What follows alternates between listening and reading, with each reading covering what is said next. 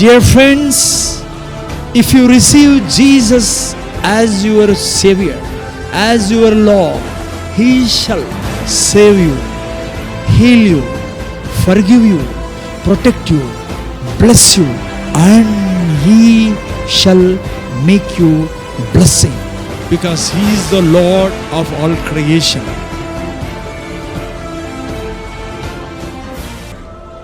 వందనము నీకేలా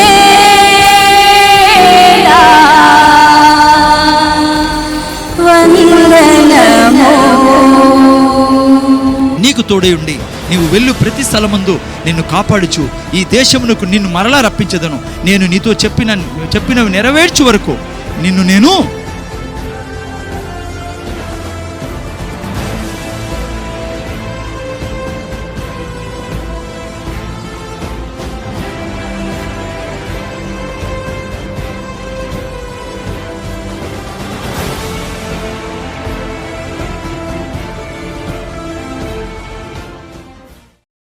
జీవమరణం ఏడున్నాయి?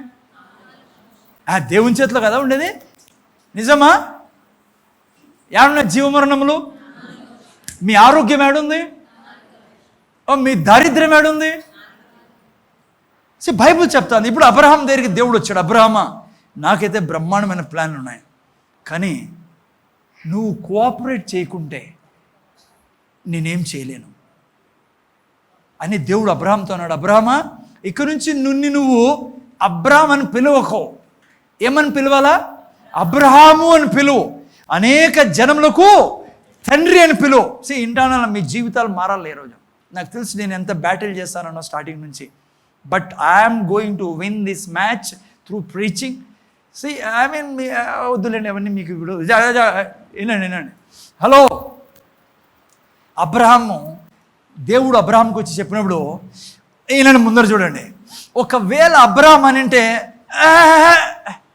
నాకు సిగ్గేస్తుంది బాబు, అందరి ముందర నేను అనేక జనులకు తండ్రి అని నేను ముందర చూసానా? ఒకవేళ దేవుడు అంటున్నాడు ఇక్కడ నుంచి నువ్వు ఏమని పిలిచాలని నిన్ను నువ్వు అబ్రహామా, అబ్రహాం అని పిలిచా అంటే నేను అనేక జనులకు తండ్రిని, అనేక జనులకు తండ్రిని. ఎక్కడ పోయినా కూడా ఇప్పుడు మోని అడిగింది అనుకో, అంకుల్ బాగున్నారంట, నేను అనేక జనులకు తండ్రిని. ఎట్లుంటుంది? మోని నవ్వుతుందా లేదా? ఇప్పుడు అబ్రహాం అన్నాను అనుకో, సారీ సార్ నాకు సిగ్గేస్తుంది బాబు అట్లా మాట్లాడాలంటే. నేను మాట్లాడను, అబ్రహాము అనను నేను అని అంటే ఏమయ్యేది? రెండోది ఏంటండి, ఒకవేళ అబ్రహాం ఇట్లానే అనుకోండి దేవునితో, నువ్వు చాలా మంచివాడు, నాకు తెలుసు ఎంత డబ్బు ఇచ్చావు, అన్ని ఇచ్చావు, పేరు ఇచ్చావు, అంత బాగుంది, పిల్లల విషయంలో నాకు సమస్య ఉంది, నువ్వు వచ్చావు ఈరోజు పిల్లలు ఇస్తానంటాను. ఇదిగో ఒక పిల్లల్ని ఆ తర్వాత చెప్తా అబ్రహామా అని, పిల్లల్ని ఇచ్చినాక చెప్తా అని అంటే ఏమయ్యేది? మరణంలోనే జీవించేవాడు అబ్రహాము. మరణం అంటే ఏంటి? చూడు, నష్టము, కోరిక నెరవేరకపోవడం కూడా మరణమే. ఓకే, ఇప్పుడు అబ్రహాం అన్నాడు అనుకోండి, ముందర చూడండి మీరు, ఇప్పుడు డల్ కాదండి. ఇప్పుడు అబ్రహాం అన్నాడు అనుకోండి, దేవుడు చెప్తాన్నాడు ఆడ. అబ్రహాం నిలబడుకొని యాలబడిన చర్మము, యాలబడిన ఫేసు, లోపల కూడా ఏం లేదంతా. అర్థమవుతుందా మీకు? ఎముకల్లో బ్యాలెన్సే లేదు అనుకుందాం కొంతసేపు. అంతే, అప్పట్లో కొద్ది బలంగా ఉండాలి మనుషులు. అన్నీ చూసుకొని దేవునితో అనుకో, తన పంచేంద్రియాలు తనతో మాట్లాడుతున్నాయి, మైండ్ మాట్లాడుతుంది. ఏమని? ఏడైతే పిల్లలు నీకు, నీ వయసు తెలుసా ఎంతో? పైన తెల్ల గడ్డము, పైన తెల్ల జుట్టు. పంచేంద్రియాలు ఏమని ఉంటాయి చెప్పకో. మర్యాద పోతుంది చూడు బంధువుల మధ్య. ముందే నిన్ను చూసి అంత మర్యాద ఇస్తానరా, నీ మర్యాద. ఇప్పుడు పైనుంచి ఇంకా పిచ్చోడు అనుకుంటారు నిన్నే, అనేక జన్మలకు తండ్రిని పిలుచుకుంటే. అన్నీ మాట్లాడుతూ ఉంటుంది పంచేంద్రియాలు, మాట్లాడి ఉంటాయి, మనతో మాట్లాడతాయి అవి. చూపిస్తాను నీకు కొంచెంసేపులో, మీకు మాట్లాడతాయో లేదో. అబ్రహాం ఏం చెప్పాడు తెలుసా? నువ్వు చెప్తా ఉన్నావు కాబట్టి నేను అదే చెప్తా. నువ్వు అబద్ధం చెప్పవు, నువ్వు నిజం చెప్పే దేవుడివి కాబట్టి నేను నీకు కోఆపరేట్ చేస్తా, నేను నీకు పర్మిషన్ ఇస్తా. నాకు తెలుసు తండ్రి, నాకు ఇంతవరకు దీవించిన దేవుడివి. 100 సంవత్సరాలైనా సరే, నువ్వు నా బిడ్డలు పుట్టించినట్లు చేయగలవని తను ఆత్మానుసారంగా నడవడం మొదలుపెట్టాడు, శరీరానుసారంగా కాకుండా. అప్పుడు మొదలుపెట్టాడు చెప్పడం, నేను అబ్రహామునై. దేవుని వాక్యం తనలో నుంచి తీయడం మొదలుపెట్టాడు. అందుకే నాలుకలో జీవం మరణం ఉండేది, తన జీవాన్ని ఎన్నుకుంటా ఉన్నాడు.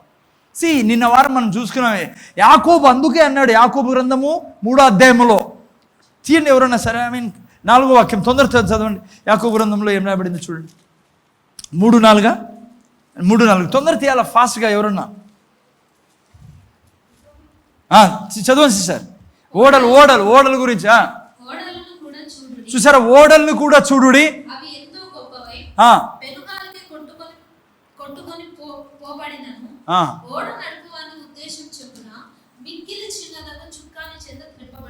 మనం అనంతపురం భాషలో చెప్తాను నేనండి. పెద్ద పెద్ద ఓడలు యాకోబు సంజయిస్తాడు ఏమని, పెద్ద పెద్ద ఓడలు ఏ దాని ద్వారా తిప్పబడతాయంట, చిన్న చుక్కాని ద్వారా. ఆ చుక్కాని ఏమంట యాకోబు ప్రకారము, నాలుక. ఆ ఓడ ఏంటి, నా జీవితం పులారా. నిన్న వారం చెప్పాను నేను, టైం పట్టచ్చు పెద్ద ఓడ తిరిగేదానికి. ఇది పెద్ద ఓడ, 100 సంవత్సరాల ఓడ, ఇదే పాతపడిన ఓడ, ఇదే యాదే అబ్రహాము ఓడ. అమ్మా ఏం ముందర చూడాలి మీరు, మళ్ళీ కింద చూసాను చూడాలి అంతా. 100 సంవత్సరాల ఓడ ఇది, టైం పట్టింది అబ్రహాంకి. కానీ చుక్కాని ఏం చేస్తుంది, ఓడని తిప్పుతుంది పులరా. ముందర ఏముంది, ఓడ ముందర గాలి ఉంది, తుఫాను ఉంది. నా జీవితంలో ఎన్నో సమస్యలు, ఏ కష్టం ఉన్న, ఏదైనా సరే ఈ సృష్టిలో నేను మీకు చూపిస్తా, కొంచెంసేపు వింటాను అట్లే. మీరు నాలుక మీద దేవుని వాక్యాన్ని పెట్టారనుకోండి, టైం పట్టినా పర్లే, 2 వారాలు 3 వారాలైనా పర్లే, మీరు దేవుని వాక్యమే చెప్తా అంటే సంవత్సరమైనా పర్లే, ఈవెన్ 2-3 సంవత్సరాలైనా పర్లే, జయం మీదే. ఎందుకంటే వాక్యం చచ్చిపోదు, వాక్యం దేవుడే ఉన్నాడు కాబట్టి.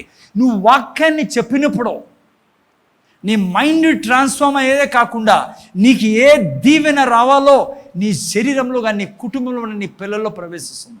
అది జరుగుతుంది నీ జీవితంలో. ఇప్పుడు నేను జాగ్రత్తగా ముందర చూడండి, అలా ముందర చూస్తానారా, ఈయన ముందర చూడడంలా మీరు చాలామంది, ఈయన ముందర చూడండి. అబ్రహాం అంటున్నాడు, నేను అనేక జనములకు తండ్రిని అని. ఏం చెప్తున్నాడు అబ్రహాము, వాక్యము. ఏం చేస్తుంది వాక్యము, మీరు వాక్యం చెప్తే ఏం చేస్తుంది వాక్యము, మీరు వాక్యం చెప్పినప్పుడు, సపోజ్ ఈయన శరీరం గురించి చెప్తానాడు, ఈయన ఆరోగ్యం గురించి చెప్తానాడు, పిల్లలు పుట్టించే శక్తి గురించి చెప్తానాడు అబ్రహాము, వాగ్దానాన్ని. ఏం జరుగుతుంది తెలుసా, వాక్యము చదవండి. 4:22 సామెతల గ్రంథం 4:21. తొందరతో తీలు, మా ఫాస్ట్గా తీలు మీరు. 4:21 సామెతల గ్రంథం 4:21-22 తొందర తీసారా.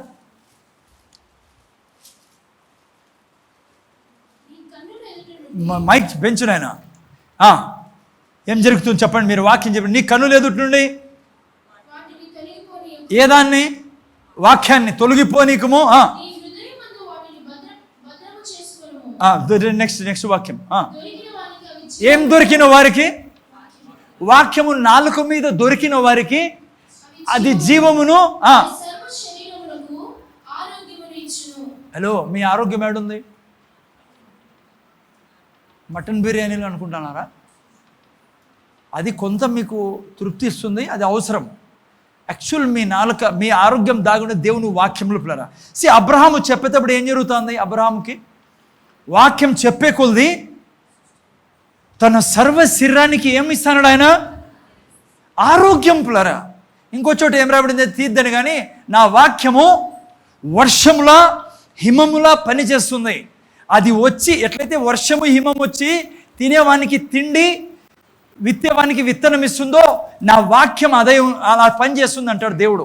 యెషయా గ్రంథం 55:10-11. ఇప్పుడు చూడండి, అబ్రహాము చెప్పినప్పుడు, అబ్రహాము చెప్పినప్పుడు ఏం జరుగుతుందంటే, వాక్యం చెప్తానని బాగానే ఉంది మనం అనుకుంటాను, కానీ ఆ వాక్యం ఊరికే ఉండడంలా, ఆ వాక్యము శరీరంలో ప్రవేశించి తన శరీరానికి కావలసిన శక్తి ఇస్తుంది. నాలుక ఎంత పవర్ఫుల్. అందుకే జీవమరణం ఏడున్నాయి, దేవుని చేతిలో కాదు. దేవుని చేతిలో చాలా ప్లాన్స్ ఉన్నాయి, అవన్నీ నెరవేర్చాలి, కానీ నీ సహకారం లేనిది దేవుడు నెరవేర్చడు.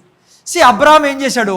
అబ్రహాం దేవుని యొక్క వాగ్దానాన్ని చెప్పడం మొదలుపెట్టాడు. ఈనాడు ముందర చూడాలి మీరు, ఎప్పుడైతే వాక్యం చెప్పడం మొదలుపెట్టాడో చుక్కా నేను తీసుకొని తిప్పుతాడు పెద్ద ఓడని. సారా గర్భం చచ్చిపోయింది. హలో, 90 ఏళ్ళ ఓడది. ఆమె కూడా ఏం చేసింది? తన నాలుక మీద దేవుడు చెప్పిన వాగ్దానాన్ని తీసుకొని, నేను సారా కాదు సారా. అర్థమవుతుందా? ఎప్పుడైతే దేవుని వాక్యాన్ని వాళ్ళు చెప్తున్నారో మైండ్ రిన్యూ అవుతుంది వాళ్ళది. పౌలు చెప్పినట్లుగా దేవుని చిత్తాన్ని దేవుడు నెరవేర్చగలవాడినా అన్నాడు. లేకుంటే ఏం జరగదంట, దేవుని చిత్తం మనలో నెరవేరదు. ఎప్పుడు నెరవేరదు? మన మనస్సు మారకోకుంటే. మనస్సు మారే విధానం ఏంటి? నువ్వు దేవుని వాక్యాన్ని తీసుకొని ఎంత నువ్వు చెప్తా ఉంటావు, ఎంత చెప్తావో నీ మైండ్ రిన్యూ అవుతుంది. అంతేకాకుండా ఆ వాక్యము నీ శరీరంలో పనిచేయడం మొదలు పెడుతుంది. ఇంతవరకు చాలాసార్లు విన్నారు మీరు, కొత్తది కాదు కదా. ఓకే, ఇప్పటి నుంచి వినండి. ఒక ముఖ్యమైన భాగాన్ని మీ ముందు పెట్టి ముగిస్తాను నేను. ఓకే, జాగ్రత్తగా వింటానండి. కొంచెం సేపే చెప్తాను. ఇది కాదండి, ఎంత ముఖ్యమో మీ నా నాలుక మీకున్న సమస్యలకి కారణం ఏంటో నేను బైబిల్ నుంచి చూపిస్తాను మీకు. ఓకేనా? మార్కు సువార్త 11వ అధ్యాయం. మార్కు సువార్త 11వ అధ్యాయం. జాగ్రత్తగా వింటున్నానండి. ఇప్పుడు నేను చెప్తున్నా, ఈ తీసుకుంటే మీరు అనుక్షణం ఆరోగ్యంలో ఉండొచ్చు, అనుక్షణం మేలుల్లో ఉండొచ్చు. సాతాన్ని ఎప్పుడు కాళ్ళ కింద పెట్టి, అనారోగ్యాన్ని కాళ్ళ కింద పెట్టి, ప్రతి పీడని మీరు పరిపాలించవచ్చు పిల్లరా. ఇప్పుడు నేను జాగ్రత్తగా చదువుతారు ఎవరైనా? మార్కు సువార్త 11 నుంచి 12 నుంచి మార్కు సువార్త 11వ అధ్యాయం 12 నుంచి చదువున్నాయన. మరునాడు వారు సిస్టర్ ఏడ్చకూడదు పిల్లలు ప్లీజ్. బెతనియా నుంచి ఈయన జాగ్రత్త ముందర చూడండి. ఎవరు ఆకలి కొన్నారు? యేసు ప్రభు ఆకలి కొని అంజూరపు చెట్టును. ఇప్పుడు నేను అబ్రహాంది ఎగ్జాంపుల్ చూశారు మీరు. యేసు ప్రభు జీవించే విధానం మీకు చూపిస్తాను నేను. ఈ భూమి మీద ఎలా జీవించాడో, ఎలా సమస్తాన్ని తన ఆధీనంలో ఉంచుకోడు. తీసుకెళ్ళి బయటికి తీసుకెళ్ళండి. మా చదువు నేను.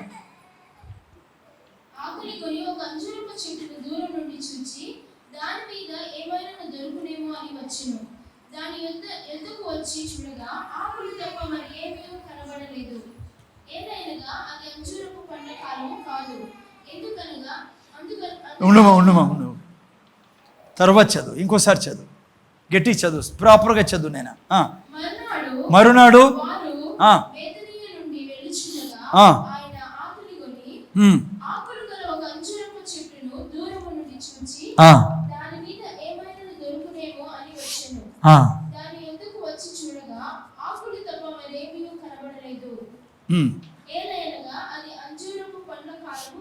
ఓకే.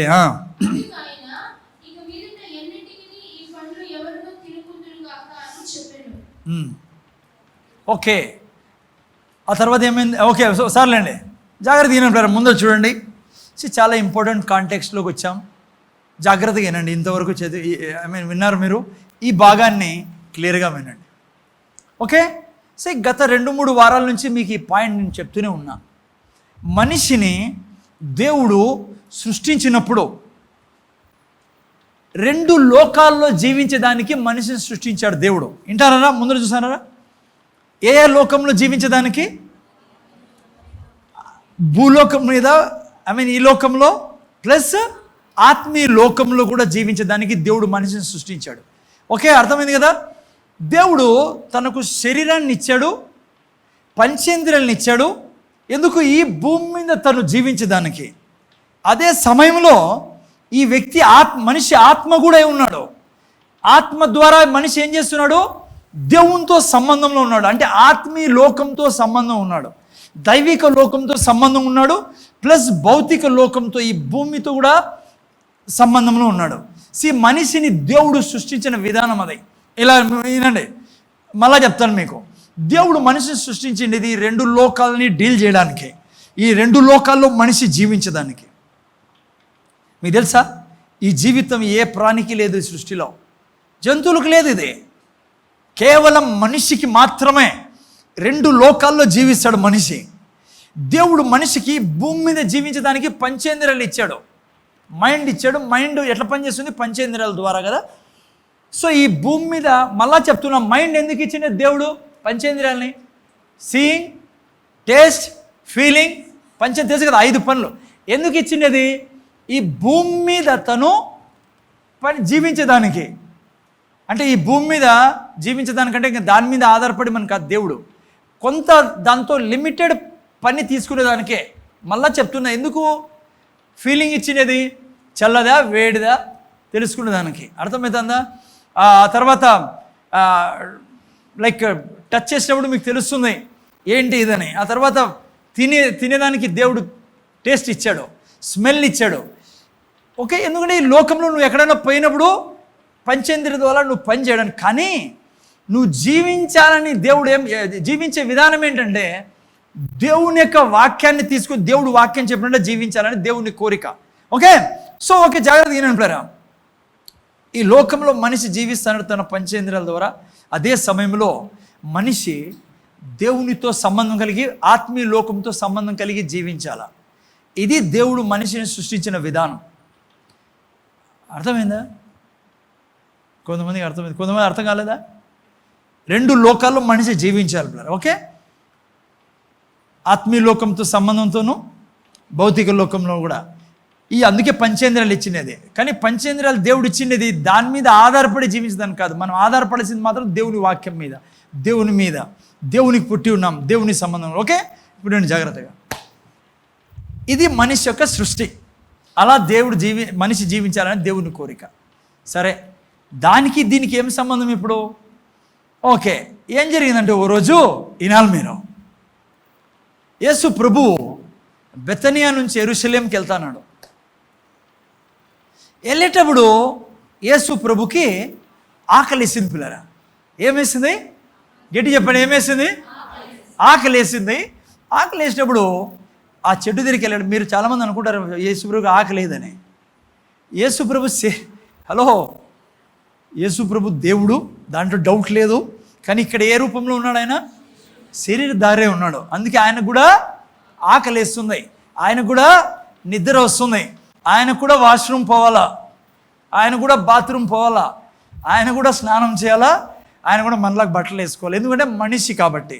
ఓకే, మళ్ళీ ఎందుకంటే ఆత్మ అనుకుంటారు, ఆత్మ కాదు, శరీరంలో ఉన్నాడు ఇక్కడ. ఓకే, ఇప్పుడు నేను జాగ్రత్తగా, యేసు ప్రభుకి ఆకలేసింది పిల్లరా. ఆకలేసి ఆ చెట్టు దగ్గరికి వెళ్ళాడు. ఓకే, చెట్టు దగ్గరికి వెళ్ళినప్పుడు చాలా ఇంపార్టెంట్ విషయం ఇది. చెట్టు దగ్గరికి వెళ్ళినప్పుడు ఏమైందంటే, మీరు ఆ టీవీ ఓకే, చెట్టు దగ్గరికి వెళ్ళినప్పుడు ఇంగ్లీష్ బైబిల్ ప్రకారం చాలా బాగా రాయబడింది పిల్లరా. చెట్టు యేసు ప్రభుతో మాట్లాడుతుంది. ఎందుకో తెలుసా? ఇంగ్లీష్లో ఏం రాయబడింది? 14 జీసస్ ఆన్సర్డ్ అని రాయబడింది. చూసారా ఇంగ్లీష్లో? ఈ చెట్టు యేసు ప్రభుతో ఏమన్నందంటే, నువ్వు ఫస్ట్ పోవాల్సిందే, నీకు ఈడ ఈరోజు భోజనం లేదు, అంటే ఫ్రూట్స్ లేవు నీకు. మీకు గుర్తుంది కదా, మీరు చూడండి, మనతో కూడా ప్రతి పరిస్థితి మాట్లాడుతూ ఉంటుంది పిల్లరా. సపోజ్ ఉదాహరణకి మీరు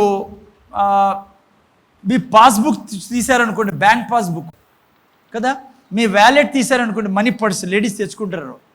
తీసినప్పుడు ఏమవుతుంది? మాట్లాడుతుందా లేదా? 200 ఉండేది, ఇంకేం మాట్లాడుతుందా? ఓకే, ఇట్లా సింపుల్గా చెప్తాను. మీతో నాతో ప్రతి పరిస్థితి మాట్లాడుతూ ఉంటుంది. యేసు ప్రభుతో ఈ చెట్టు మాట్లాడుతూ ఉంది. యేసు ప్రభు అన్నాడు, 14 ఏమన్నాడమ్మా? ఇక మీదట ఎన్నటికీ నీ పండ్లు ఎవరునూ తినకుందురుగాక. ఓకే, ఇప్పుడు యేసు ప్రభు చెప్పేశాడు ఆ చెట్టుతో, వినాలి మీరు. చెప్పేసి అక్కడి నుంచి యేసు ప్రభు వెళ్ళిపోయాడు. మళ్ళా వాపస్ వచ్చాడు. 24 గంటల తర్వాత అదే రోడ్లో యేసు ప్రభు మళ్ళీ వస్తాడు ఆ చెట్టు ముందర. అప్పుడు ఏం జరిగింది? 20వ వాక్యం చదువు, ఏం జరిగిందో చదువునే.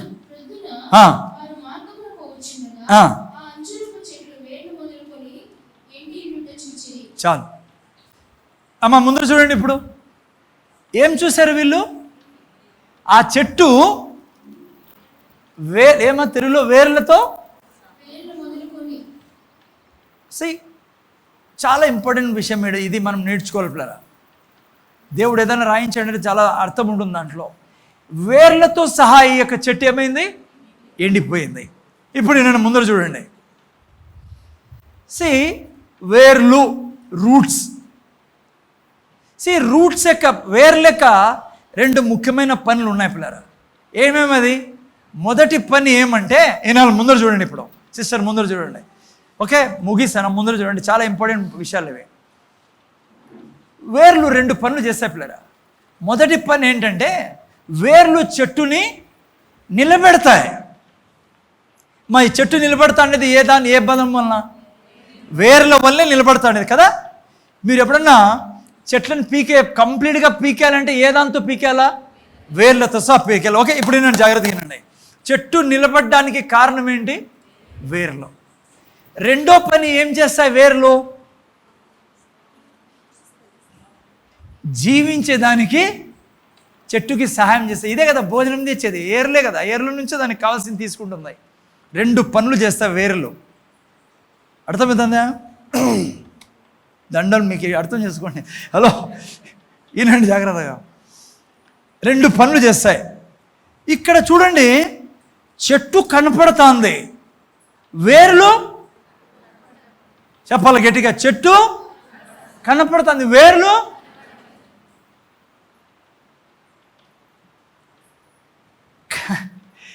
కనపడే దాన్ని కనపడంది ఎత్తి పట్టుకొని పిల్లలు ఎట్లా చెప్పాలి తెలుగులో? ఐ మీన్ లైక్ ఈ లోకంలో కనపడుతుంది ఇది చెట్టు, కానీ కనపడంది దీన్ని పెంచి పోషిస్తుంది అంటే పట్టుకొని ఉన్నాయి. అర్థమవుతుందా? ఇంగ్లీష్ సీన్ వరల్డ్, తెలుగునే చెప్తాను. కనపడేది నువ్వు చూస్తాండే దాన్ని నీ కనపడంది ఎత్తి పట్టుకొని ఉన్నాయి. ఓకే, అది తాత్పర్యం. ఓకే, ఇప్పుడు నేను జాగ్రత్తగా ఇంగ్లీష్లో నేను రాశాను. What is seen by you is sustain by what is unseen. అంటే నువ్వు చూస్తాడే దాన్ని నువ్వు చూడండి ఎత్తి పట్టుకునే పోషిస్తూ ఉంది. ఓకే, ఇప్పుడు నేను జాగ్రత్తగా నా జీవితంలో నీకు నాకు కనపడతాండే ప్రతి సమస్యని కనపడంది మనకు సస్టైన్ చేస్తుంది, పెట్టుకోండి పిల్లలు. లేకుంటే నా జీవితంలో ఈరోజు ఏ సమస్య ఉన్నా సరే, అనారోగ్యం అనుకుందాం. అనారోగ్యంతో నువ్వు బాధపడుతున్నావు, 10 ఏళ్ళైంది, 15 ఏళ్ళైంది, 5 ఏళ్ళైంది, బీపీ, షుగర్, ఆమె నిమోనియానో, ఎలర్జీనో, ఓవర్ వెయిటో, ఏదో నువ్వు సమస్యతో బాధ. ఓకే, ఓపెన్గా చెప్తాను నేను, జాగ్రత్త ముందర చూడండి. నీ దగ్గర ఉండే ప్రతి సమస్య ఈరోజు నువ్వు 10 ఏళ్ళ నుంచి బీపీ ట్యాబ్లెట్ తింటాను, షుగర్ ట్యాబ్లెట్ తింటాను, నువ్వు అనారోగ్యంతో బాధపడతాను. అది ఎలర్జీ కానీ, ఓవర్ వెయిట్ కానీ, ఏదన్నా నీ సమస్య చూసానవే, అది యాక్చువల్గా ఎందుకు ఉందంటే నీకు కనపడేందు ఒకటి ఉంది, అది దాన్ని నీ జీవితంలో తెచ్చి పెట్టిండేది. ఎట్లయితే వేర్లు కనపడడం లేదు, చెట్టు కనపడుతుంది, కానీ యాక్చువల్గా చెట్టు నిలబెట్టింది ఏంది? వేర్లు. అదేవిధంగా నా జీవితంలో ముఖ్యంగా నేను చూస్తానే ప్రతి సమస్యకి వెనకాల మనకు కనపడంది దాక్కొని ఉంది. నువ్వు ఎప్పుడైతే, నేను ఎగ్జాంపుల్ ఇస్తా, డోంట్ వరీ, వింటానండి. నువ్వు ఎప్పుడైతే కనపడని దాన్ని డీల్ చేయలేదనుకో, కనపడే ఇది నీకు పోదు నీ జీవితంలో నుంచి. అందుకే యేసు ప్రభు చెప్పించినప్పుడు ఎక్కడి నుంచి డ్రై అయింది, అది చచ్చిపోయింది, వేర్లతో సహా. ఇంకోసారి చెప్తాను నేనండి జాగ్రత్తగా, నేను ఎగ్జాంపుల్ ఇవ్వబోతాను మీకు. నీకు కనపడే సమస్యను తీసివేయాలంటే నీకు కనపడకుండే సమస్యని డీల్ చేస్తేనే కనపడే సమస్య పోయేది నీ జీవితంలో నుంచి. ఓకే, ఇప్పుడు ప్రాక్టికల్గా బైబిల్లో నుంచి మనం చూసుకుందాం. ఓకే, రండి లూకాస్ అపోస్తుల కార్యం 12వ అధ్యాయం. అపోస్తుల కార్యం 12వ అధ్యాయం. నేనే చదువుతా, ముందర చూడండి. దాదాపు అదే కాలమందు రాజైన హేరోదు సంఘపు వారిలో కొందరిని బాధ పెట్టుటకు బలాత్కారముగా పట్టుకొని యోహాను సహోదరుడైన యాకోబును ఖడ్గంతో చంపించెను. ఇది యూదులకు ఇష్టమైన కార్యమని తెలుసుకొని, ఇప్పుడు నేను జాగ్రత్తగా, పేతురుని కూడా పట్టుకొనెను. ఆ దినములు పులియని రొట్టెల పండుగ దినములు. అర్థమవుతుందేమా? ఇప్పుడు నేను జాగ్రత్త. 4వది, అతనిని పట్టుకొని చెరసాలలో వేయించి పస్కా పండుగైన పిమ్మట ప్రజల ఎద్దుకు అతని తేవలని ఉద్దేశించి అతనికి కావలినుటకు 4 చతుష్టముల సైనికులను అతనికి అప్పగించను. 5వది నేను జాగ్రత్తగా, పేతురు చెరసాలలో ఉంచబడెను. సంఘమైతే అతని కొరకు అత్యాశక్తితో దేవునికి ప్రార్థన చేయిచుండెను. జాగ్రత్తగా. హలో, ఓకే, 6, 7 చదివేస్తాను, మళ్ళీ మీకు ఎక్స్ప్లెయిన్ చేస్తాను. 5వ వాక్యంలో ఏం జరిగింది? సంఘం ఏం చేస్తుంది? ప్రార్థన. ఏ శక్తితో? అత్యాశక్తితో ప్రార్థన చేస్తుంది. ఇది మీరు అర్థం చేసుకోవాలనుకోండి. ఓకే, 6వ వాక్యం చదవండి.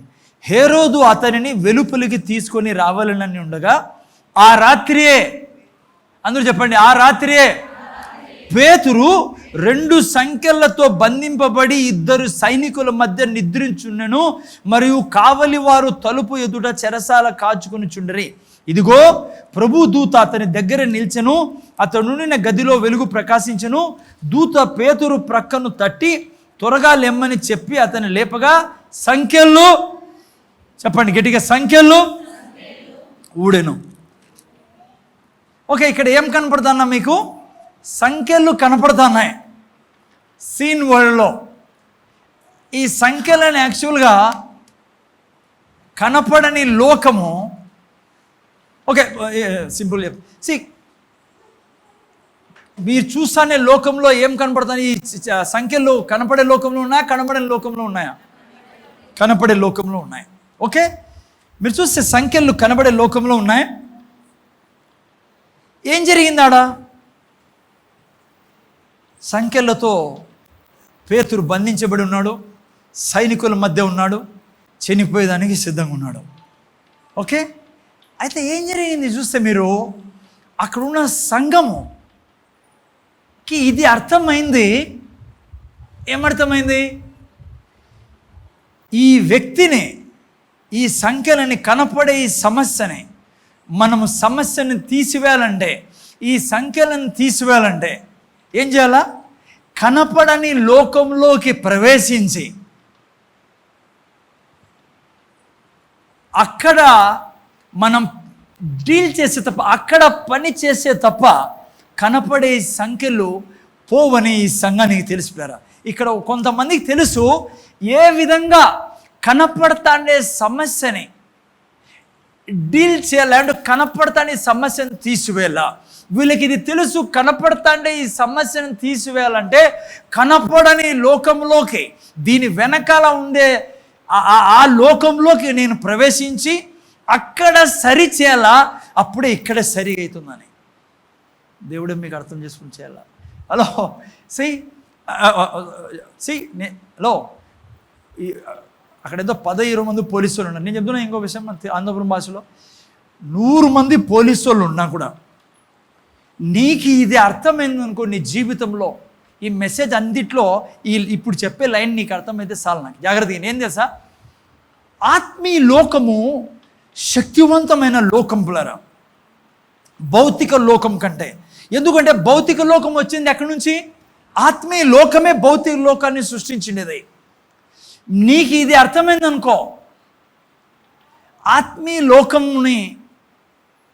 లోకం ద్వారా నేను భౌతిక లోకాన్ని మార్చొచ్చని. ఇప్పుడు ఇంకోటి, ఓకే, నాకు ఇప్పుడు గుర్తొస్తుంది ఒక పాయింట్ మీకు చెప్తాను. భౌతిక లోకం బలమైందా, ఆత్మీయ లోకం బలమైందా? ఎలా? నేను నిన్న వారం మీకు చెప్పాను, నిన్న వారం మొన్న వారమో భూలోకంలో అతి విలువైంది ఏంటి? అతి విలువైంది ఏంటి? బంగారు. స్వర్గంలో అతి చీపెస్ట్ ఏంటి అమ్మా? గట్టి చెప్పండి. ఏంది? బంగారు. ఎందుకంటే ఈడ మనం తల మీద పెట్టుకుంటాం, వాళ్ళ కాళ్ళ కింద పెట్టుకుంటారు స్వర్గంలో. ఓకే, ఇంకోటి కూడా చెప్పాను మీకు కదా, ఇక్కడ ఫాస్టెస్ట్ జెట్ ఎంత ఫాస్ట్ పోతుంది జెట్? ఈడ జెట్ లైక్ ఫ్లైట్ ఫాస్టెస్ట్ ఎంత?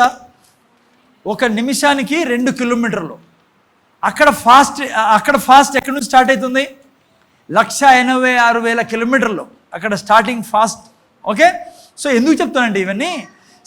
భౌతిక లోకం కంటే ఆత్మీయ లోకము ఎప్పుడు బలమైంది పిల్లరా. ఓకే, ఇప్పుడు నేను జాగ్రత్తగా, ఈ సృష్టిలో అత్యధిక బలమైంది ఏంటి? ఆత్మీయ లోకం మీకు తెలుసు.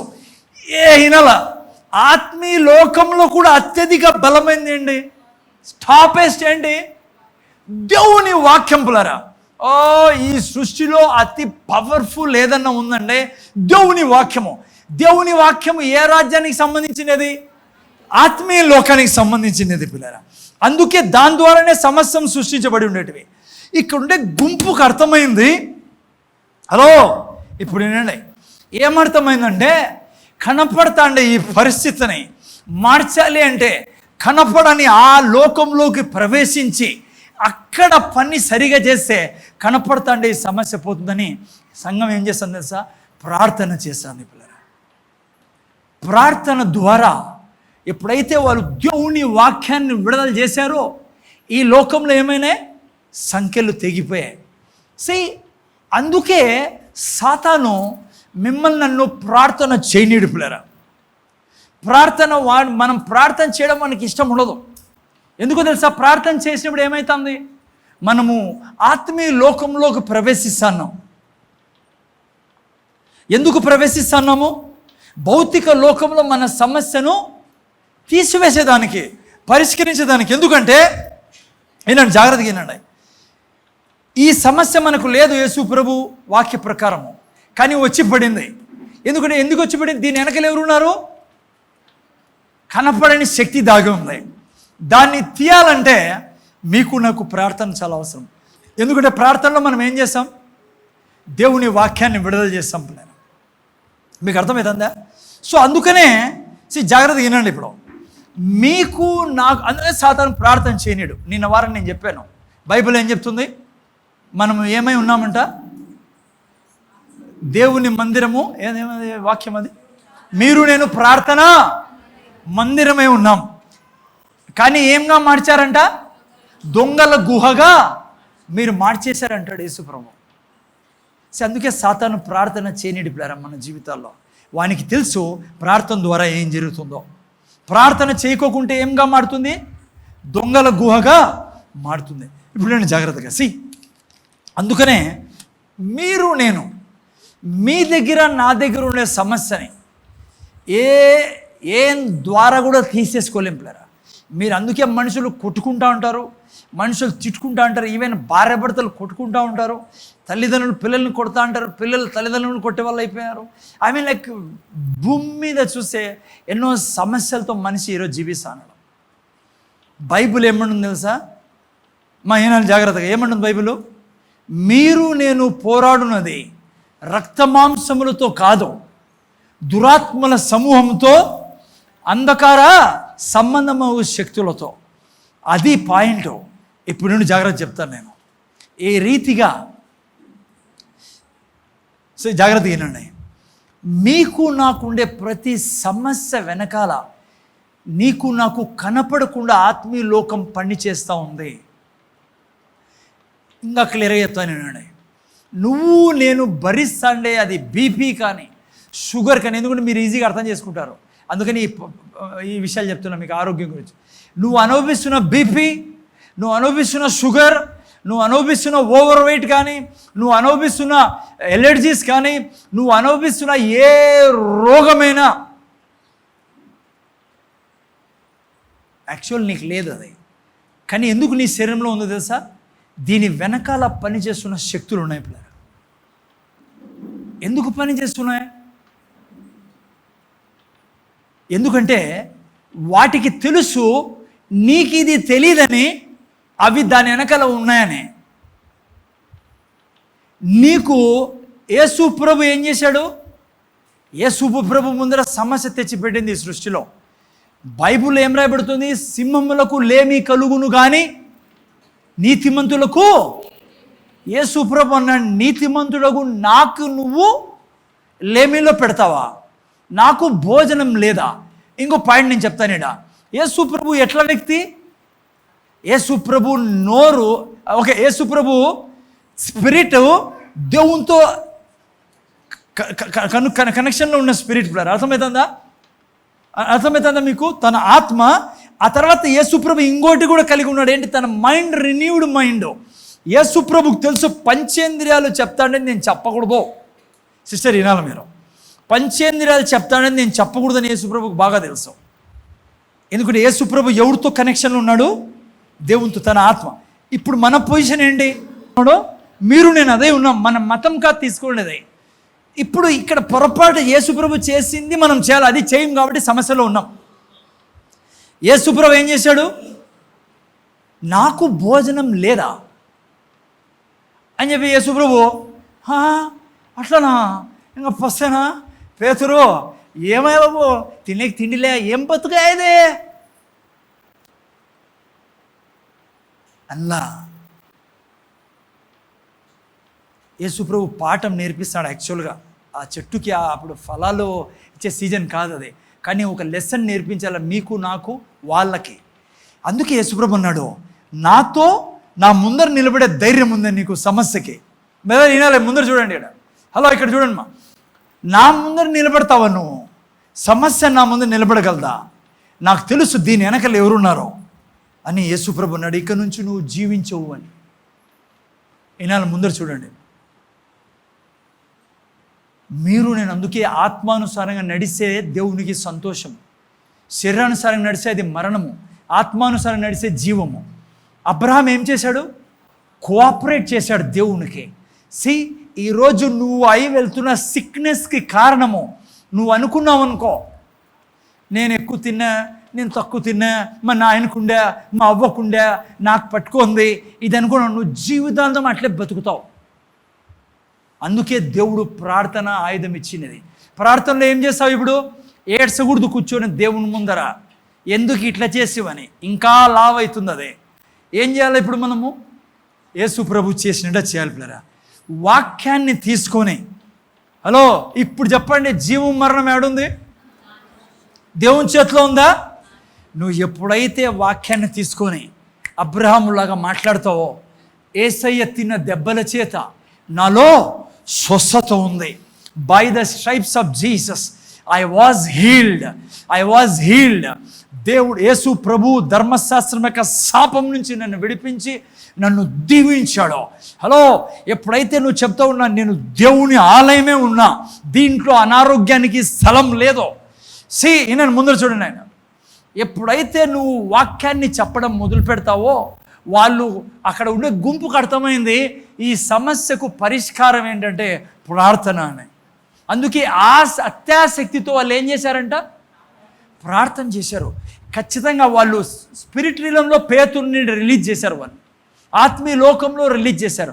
ఆత్మీయ లోకంలో వాళ్ళు దేవుని వాక్యాన్ని విడుదల చేశారు. ఆ వాక్యం ఎప్పుడైతే అక్కడ విడుదల చేశారో అక్కడ దురాత్మల్ని తీసివేయడం వలన, అక్కడ పవర్ని కట్ చేయడం వలన ఇక్కడ దూతలకు ఫ్రీడమ్ దొరికింది పేతురుని విడుదల చేద్దాం. నేను ముందే చెప్పాను మీకు, ప్రతి ప్రాబ్లం వెనకాల వేర్లు దాగి ఉన్నాయి. మనం ప్రాబ్లం మీదకి పోయే ముందు వేర్ల మీదకి పోవడం చాలా అవసరం పిల్లరా, అప్పుడు ప్రాబ్లం ఆటోమేటిక్గా వెళ్ళిపోతుంది. అందుకే దానికి ఒకే ఒక వీరుగుడేమో తెలుసా? మీ నా నాలుక, మీ నా ఆత్మతో కనెక్షన్లో ఉండాలి ఎప్పుడు. మీరు నేను పంచేంద్రియాల మీద జీవించకూడదు పిల్లరా. మీకు ఏం కనపడుతుందో అది కాదు మాట్లాడాల్సిందే, ఏది వినపడుతుందో అది కాదు. డాక్టర్ చెప్పిండొచ్చు, ఎవరైనా ఏమైనా చెప్పిండొచ్చు, మీ శరీరం మీకు ఫీలింగ్స్ ఇస్తూ ఉండొచ్చు. బట్ నువ్వు వాక్యం తీసుకొని, నువ్వు ఎప్పుడైతే వాక్యం ద్వారా అనుక్షణము జీవించడం మొదలు పెడతావో, అదే అన్నాడు యాకోబు 3:4 ఇప్పుడే చదువుకున్నాం. చిన్న చుక్కాని చేత పెద్ద పెద్ద ఓడలు నావికుడి ఉద్దేశం చొప్పున తిప్పబడును అని. నీవు నేను ఎప్పుడైతే దేవుని వాక్యాన్ని విడుదల చేస్తామో ఆత్మీయ లోకంలోకి, కనపడని శత్రువుని దేవుని వాక్యం ఏం చేస్తుంది? నాశనం చేసి పెడుతుంది. అందుకే కన్ఫెషన్ బ్రింగ్స్ పొసెషన్. అందుకే కన్ఫెషన్ గురించి ఎక్కువ బైబిల్ మాట్లాడుతుంది. అందుకే నాలుక గురించి బైబిల్ ఎక్కువ మాట్లాడుతుంది. సో ఏం చేయాలి? ఈ రోజుకి గుర్తుపెట్టుకోండి, మీరు నేను నూతన సృష్టి అయిన తర్వాత నా నాలుక ఆత్మకి కనెక్ట్ అయి ఉంది. మనం ఎప్పటికీ మన నాలుకను మైండ్కి కనెక్ట్ చేయకూడదు. ఎప్పుడైతే నువ్వు వాక్యము చెప్పడం మొదలు పెడతావో, ఎంత నువ్వు వాక్యం చెప్తావో నీ అనారోగ్యం గురించి, ప్రతి అనారోగ్యం నుంచి బయటపడేకి దేవుడు వెల చెల్లించాడు యేసు ప్రభు. అందుకే బైబిల్ అంటుంది, ఆయన పొందిన దెబ్బల చేత మీరు స్వస్థత నొందుతారు కాదు, నొందితిరి. అర్థమైందా? ఫినిష్డ్ వరకు సిలువలో సమస్తం చేయబడింది. మనకు జ్ఞానం లేక నా ప్రజలు నశిస్తున్నారు. సో ఎంత పవర్ ఉందో నా నాలుకలు, ముఖ్యంగా రక్షింపబడిన మీకు నాకు సూపర్ పవర్ మనకు దేవుడు ఇచ్చాడు పేర. అందుకే బైబిల్ అంటుంది, నీకు నాకు అసాధ్యమైంది ఏది లేదు. నమ్ముట నీ వలనైతే నమ్మువారికి సమస్తము. అదే అబ్రాహాము చేశాడు, అదే మీరు నేను చేయాలి. ఓకే, అర్థమైందా? ఏం చేస్తావు ఈరోజు నుంచి నీ అనారోగ్యం గురించి? ఎప్పుడు వాక్యం చెప్తాడు. డౌట్ పడకో, ఖచ్చితంగా నువ్వు వాక్యం చెప్పే కొద్దీ ఆల్రెడీ 4:21 చదువుకున్నాము, 4:22 సామెత గ్రంథము. వాక్యం దొరికిన వారికి జీవమును, వారి సర్వశరీరమునకు ఆరోగ్యం. ఇట్లా నువ్వు సక్సెస్ కాగలవు. కానీ మందులు తింటాండు ఏం ప్రాబ్లం లేదు, నువ్వు ఫెయిత్లో పెరిగేంత వరకు, దాన్ని వేర్లతో సహా చంపేంత వరకు. కానీ వాక్యాన్ని ఎక్కువ వాడు. నువ్వు వాక్యాన్ని ఎంత చెప్తావో దాని వెనకలుండే వేర్లు నాశనం చేయబడి నీ శరీరం బాగుంటుంది. ఈ శరీరానికి వెనకల పనులు జరుగుతున్నాయి ఆత్మీయ లోకంలో. నువ్వు ఆత్మీయ లోకంలో ప్రవేశించాలి. ఆత్మీయ లోకంలో ప్రవేశించే మార్గం దేవుని వాక్యం. దేవుని వాక్యం ద్వారా నువ్వు ఆత్మీయ లోకంలో ప్రవేశిస్తావు. దేవుని వాక్యం ద్వారా ఆత్మీయ లోకంలో జయిస్తావు. భౌతిక లోకంలో నువ్వు సుఖంగా ఉంటావు. అర్థమవుతుందా? సో కనపడేదే కాదు, కనపడింది ఉంది. అర్థమవుతుందా? అందుకే నేను చదవలేదు వాక్యం, కానీ రేపు వారం చూసుకుందాము. పౌలు అంటాడు, దృశ్యమైనటివి తాత్కాలికం, అదృశ్యమైనటివి శాశ్వతమైనటివి. సో ఆ శాశ్వతమైనది మన జీవితంలో ఎప్పుడు పనిచేయాలి శరీరంలో. అందుకు దేవుని వాక్యం మీరు నేను చెప్పాలి. ఓకే, ప్రార్థన చేసుకుందాం. తండ్రి, నీ కృతజ్ఞతలు ఇక ఉదయకాల సమయంలో నైనా మీరు మాతో మాట్లాడినందుకు. నైనా మేము చాలా ముఖ్యమైన విషయాలని నేర్చుకున్నాం. అవును తండ్రి, యేసు ప్రభువును రక్షకుడుగా అంగీకరించిన తర్వాత మేము నూతన సృష్టిగా చేయబడి ఉన్నాం. మా ఆత్మ కొత్తది, మా మనస్సుని కొత్తగా చేసుకునే బాధ్యత మీరు మాకు ఇచ్చారు. ఏ విధంగా? వాక్యం చెప్పడం ద్వారా, అనుక్షణము దివారాత్రులు దేవుని వాక్యాన్ని ధ్యానించడం ద్వారా మా జీవితము నీటి కాలంలో నాటబడిన చెట్టులో ఉంటుందన్నావు తండ్రి. యేసు ప్రభు అన్నాడు, నువ్వు జీవించేది కేవలం రొట్టెతో కాదు, దేవుని నోటి నుంచి వచ్చిన మాటతో. ఎప్పుడైతే దేవుని వాక్యాన్ని మేము చెప్తామో మాకు లాభమే లాభం తండ్రి. మా మనస్సు ట్రాన్స్ఫార్మ్ అవుతుంది. రెండవది, ఆ వాక్యం ద్వారా ఆత్మీయ లోకంలో మేము ఎప్పుడు విజయవంతులుగా ఉంటాం. ఆత్మీయ లోకంలో విజయం సంపాదించిన మాకు భౌతిక లోకంలో ఏది విరోధంగా నిలబడలేదు. అన్నిటిని మేము జయిస్తాం తండ్రి. అందుకే ఇక్కడ బిడ్డలు ఎప్పుడు వాక్యం చెప్పేదానికి నేను పురికొల్పండి. అనుక్షణము నీటి కల్లోరన్న నాటబడిన చెట్టులాగా వీళ్ళు ఎప్పుడు వాక్యంలో ఉండడానికి సాయం. వారిలో ఉన్న అనారోగ్యం కానీ, ఈరోజు ఆర్థిక ఇబ్బందులు కానీ, ఫ్యామిలీ ప్రాబ్లమ్స్ కానీ, నైనా ఫైనాన్షియల్ కానీ, హెల్త్ ప్రాబ్లమ్స్ కానీ, రిలేషన్ ప్రాబ్లమ్స్ కానీ, అన్నిటి వెనకాల బైబిల్ చెప్తుంది తండ్రి, కనపడని శక్తులు పనిచేస్తున్నాయి. ఊరికే వదిలేసామా మా జీవితాన్ని, మేము ఎప్పుడు సుఖంగా ఉండలేము, ఎప్పుడు దేవుని ఆనందాన్ని అనుభవించలేము. సో మాకు అందుకే నువ్వు ప్రార్థన గొప్ప ఆయుధంగా ఇచ్చావు. ప్రార్థనలో మేము వాక్యం విడుదల చేసినప్పుడు ఎట్లయితే పేతురు విడిపించబడ్డాడో సంఖ్యల నుంచి మాకు పట్టుకున్న ప్రతి సంఖ్యలని మేము దేవుని వాక్యం విడుదల చేయడం ద్వారా మేము జయిస్తాం తండ్రి, విడిపించబడతాం. మీరే మాకు సహాయం చేయమని ఈ విషయాలు ముందుకెళ్ళేదానికి యేసుక్రీస్తు నామములో వేడుకొంచున్నాం తండ్రి. ఆమేన్.